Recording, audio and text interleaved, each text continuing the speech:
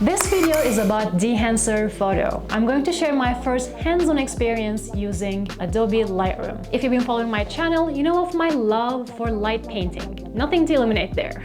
My thing is to eliminate negative spaces around sculptures, valleys, caves, using all sorts of lights and long exposures. There's a lot going on in these photos. Tons of contrast, sharp details, colors that jump off the screen. Today I'm trying something a little different. We'll be going reverse and strip all the colors. Go black and white using a Dehancer film profile and special effects. It was in my future plans of shooting to make black and white night photos, and now this seems like a good opportunity to do it on the tip of my fingers and see if I would pursue this plan or not. Big thanks to Dehancer for reaching out and giving me this opportunity to play around with this. I'm going to be working with a photo I took a while back at the Papua New Guinea Sculpture Garden on the Stanford University campus. It's such a cool place, carved of wood and stone by two groups of Papua New Guinean men at the request of the Department of Anthropology back in 1994. If you're in the Bay Area, I do recommend giving it some time. It's a place where I felt truly inspired as an artist. I've been holding on to this particular image and I think this is a moment for it to shine. Fortunately, this was shot with a Fujifilm GFX 100. So there's just an amazing amount of detail to work with. The medium format sensor captures so much more detail, which lets me really push and pull the image in editing. I mean, just look at how deep I can go into the photo without blurring or pixelating. With a wide angle lens and a low angle, the crocodile looks more imposing, like larger than life. So I've got an excellent base for the photo. Then comes the flames. I assure you no park or crocodile was harmed in the making of this photo. This is a purely creative, non-distractive endeavor. It's all down to the magic of the pixel stick and my imagination. All I had to do was select the right image, then walk across the frame, and inferno was lit. Then all I had to do was some background and foreground lighting. And I used a laser pointer to coax some evil from the eyes of the beast.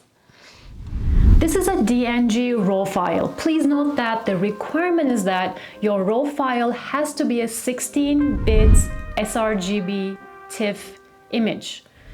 With that, we have our image in Lightroom. I'm going to apply a few adjustments. They recommend changing Adobe color to Adobe Standard from profile. Mine is already changed. And second, reducing contrast to -50 or 60. And pulling black points up.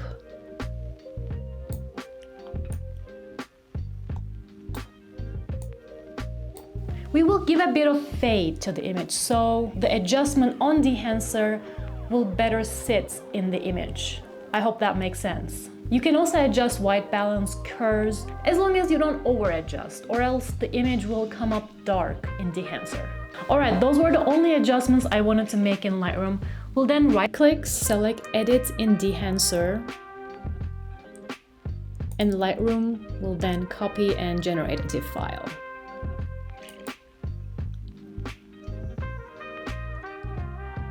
Now that you see your image on the dashboard, the first thing to do is select a film profile. There are quite a few of them, so it may take some time to really map out which profile will be ideal for the color temperature in your image. Some profiles better support tungsten lights, the type of photography you do. In your portraits, Fujifilms can bring out clean skin colors. Well, luckily, because I'm thinking of black and white, there aren't that many choices. I like the way Fujifilm Neopan Acros 100 black and white looked. Once I then read up on it, I learned that Fujifilm promotes this profile as a fine-grained black and white film for a wide range of shooting situations. They also say that it's better suited for low-light shooting. So that's a plus. And knowing that, how could I not choose this one? Now, if you want, you don't have to use a film profile to be able to use Dehancer. It is possible to just play with the special effects, add vignette, grain, so on. but I like the ease and repeatability of going with a profile. Now, I want to jump down onto the bloom effect. This is the only visual effect I want to apply. This image, like many other images I have, consists a large area of highlights. And I would like the highlighted areas to look more glowy, especially the flames. Not to simplify this process by saying glowy, because Dehancer did come up with 10 different parameters to control the bloom effect. Well, will you need to apply all of them? I doubt it, but it's worth taking a look at and see what they can do to improve my image. So we have the mask mode checkbox. It is used to preview the brightest parts of the image. You can leave this checked to see the brightest parts and the changes as you are making. The dark area is the unaffected area. And I personally like to leave it off to make better judgment of how the affected and unaffected areas are working together, you know, the contrast between them. So I'm not overusing these parameters to create the best bloom effect that I want. So I'm gonna leave it unchecked. I'll put this back here. Next one is highlights. Highlights determines the brightness threshold.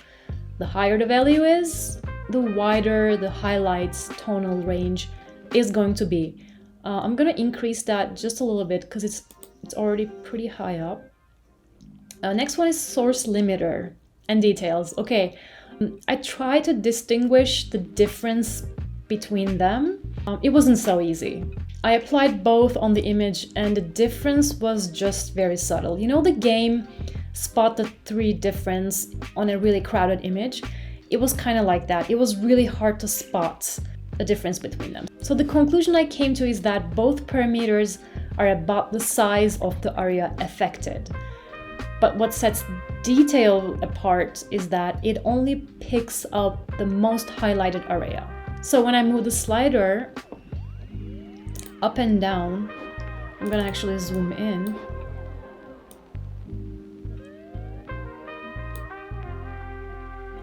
I'm gonna keep it here. Yep. You'll see that it affects the brightest parts only. Versus source limiter is taking all the highlighted areas into account, regardless of the level of brightness, and amplifies them.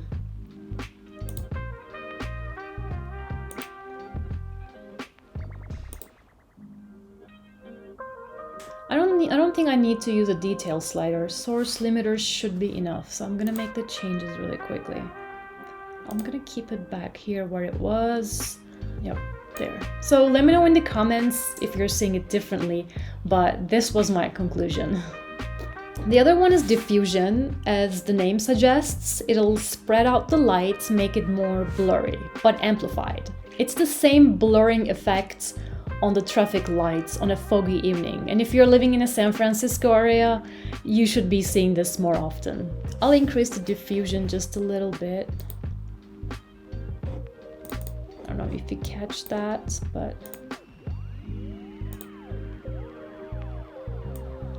just to show you the difference. Okay, I'm gonna leave it right there.